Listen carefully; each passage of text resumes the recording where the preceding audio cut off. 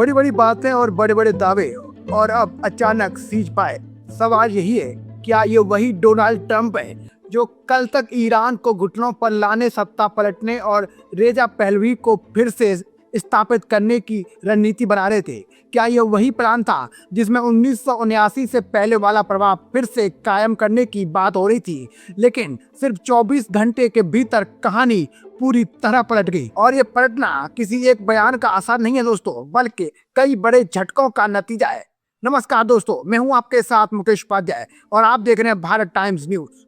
आज हम आपको बताएंगे वो 5 बड़ी वजह जिनकी वजह से ट्रंप को अपने कदम पीछे खींचने पड़े और डील से सीधे सीज फायर तक आना पड़ा दोस्तों। जिसमें पहली वजह, सैन्य मोर्चे पर अमेरिका को उम्मीद के उलट जवाब मिला।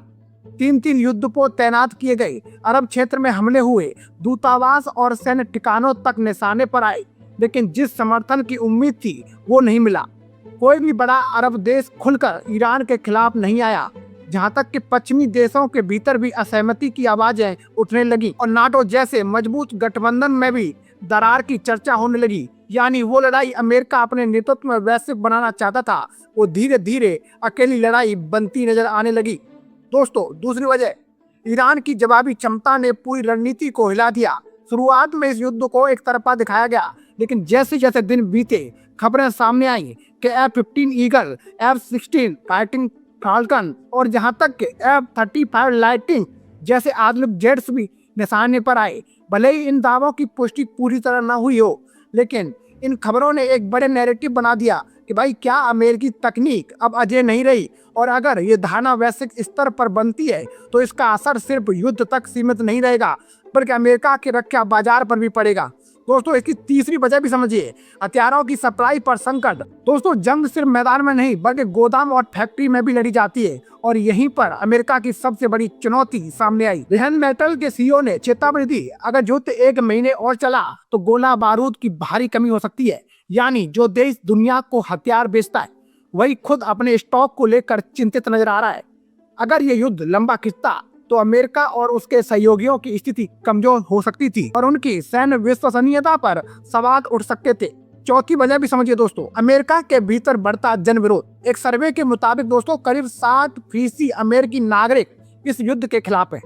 जनता का कहना है कि टैक्स का पैसा युद्ध में झोंकने के बजाय घरेलू मुद्दों पर खर्च होना चाहिए।